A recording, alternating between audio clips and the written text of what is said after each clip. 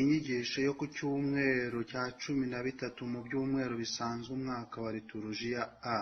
Bavandimwe, tugeze ku cyumweru cya 13 mu byumweru bisanzwe umwaka wa liturujia A. Dore amasomo matagatifu umubyeyi wacu Kiliziya yaduteguriye. Isomo rya mbere turarisanga mu gitabo cya kabiri cy'Abami, umutwe wa 4 umurongo wa 8 kugeza ku murongo wa 11 n'umurongo wa 14 kugeza ku murongo wa 16a. Isomo rya kabiri turarisanga mu baruwa Pawulo mutagatifu yandikiye Abanyaroma, umutwe wa 6 umurongo wa 3 kugeza ku murongo wa 4 n'umurongo wa 8 kugeza ku murongo wa 11. Naho ivanjiri ntagatifu yanditswe na Matayo, umutwe wa 10 umurongo wa 37 kugeza ku wa 42. Aya masomo yose aradushishikariza kandi aradusaba kwakira neza abatugana, kuko ubakiriye ni Yezu Kristo ubwe aba yakiriye, n'umwakiriye aba yakiriye uwamutumye. Aya masomo kandi aradusaba gukunda Yezu Kristo no kumukurikira ndetse tukamukurikiza. Isomo twakuye mu gitabo cya kabiri cy'Abami batweretse uko umuhanuzi Elisha yakiriwe neza mu rugo rutagira abana, maze Imana igashima urwo rugo, ikaruha umugisha kandi ikaruha umwana w'umuhungu. Iri somo ridufashe kumenya kwakira abashyitsi neza, kumenya kugoboka abari mu kaga, abameze nabi ku buryo bwose, cyane cyane twibwirije.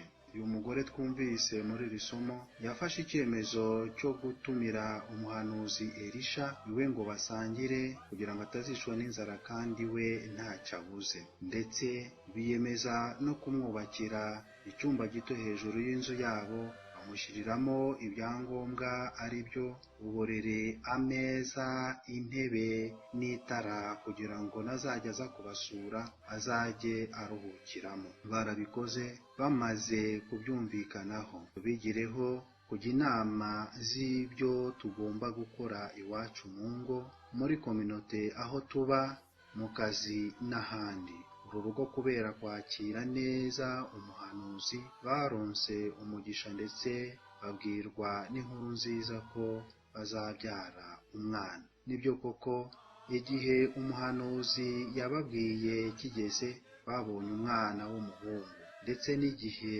apfuye Elisha yaramuzuye. Bavandimwe, iyo ugize neza ineza uyisanga imbere, kuko iraguherekeza iteka muri ubu buzima no mu bundi buzaza.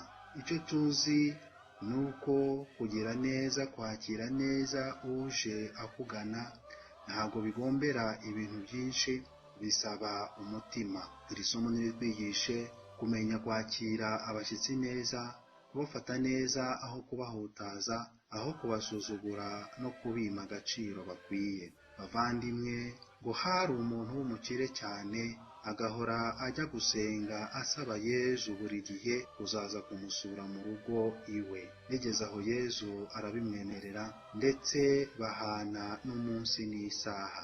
Isaha yegereje, Yezu yaje kumusura yigize umwana usa nabi cyane, nyina yataye, akaba nta mibereho. Akaba yaraje kugira ngo amufashe abeho.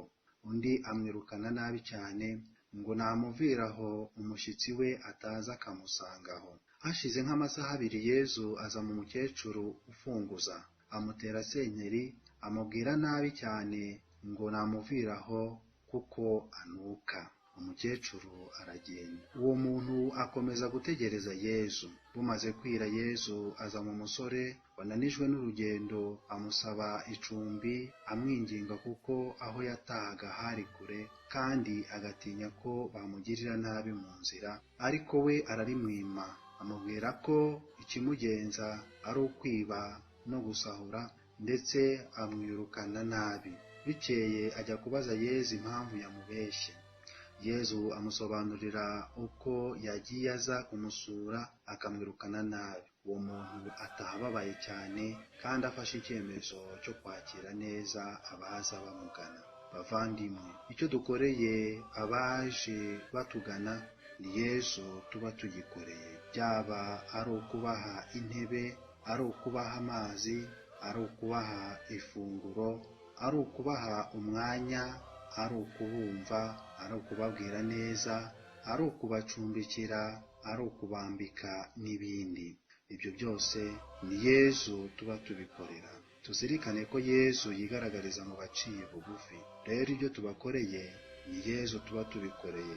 Yezu ati, ndababwira ukuri, ibyo mwagiriye umwe muri abo bavandimwe banjye baciye bugufi, ni jye mwabaga mubigiriye. Ivanjiri ya Matayo umutwe wa 25 umurongo wa 40.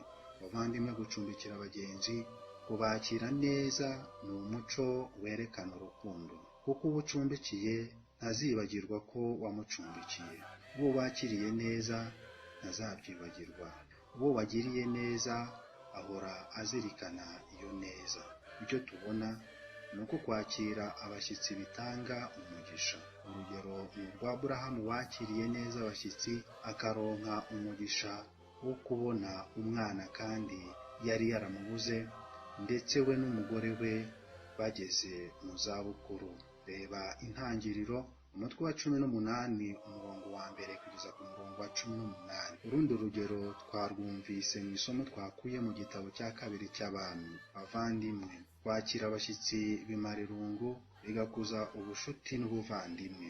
Ivanjiri, Yezu aradushishikariza kwakira neza intumwa ze adutumaho, kuko uzakiriye neza ni Yezu Kristo ubwe aba yakiriye, kandi adusaba kuzikunda, kuzifasha gutsinda ibishuko byo muri iyi si, akadusaba kutazitega imitego tugamije kuziyobya, akadusaba kuzifasha mu byo zikeneye byose mu buzima bwa buri munsi, kugira ngo ingoma y'Imana yogere hose no muri bose. Kandi Yezu aradusaba kuzisabira buri gihe, kuko tuzaronka ingororano mu ijuru. Yezu ati, uzaba yarahaye icyo kunywa umwe muri abo baciye bugufi, naho yaba ari uruho rw'amazi afutse, kuko ari umwigishwa wanjye, ndababwira ukuri, ntazabura ingororano ye. Ivanjiri yanditswe na Mutagatifu Matayo umutwe wa 10 umurongo wa 42. Bavandimwe, ikindi Yezu adusaba kumukunda kuruta abatubyaye, kumukunda kuruta abavandimwe, kumukunda kuruta ibintu, kumukunda kuruta ubuzima bwacu.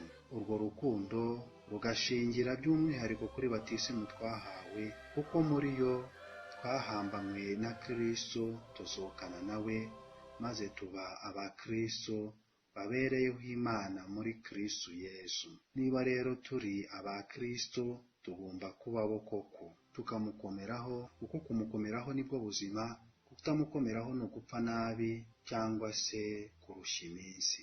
Yezu yagize ati, ukunda se cyangwa nyina kunduta ntakwiye kuba uwanjye.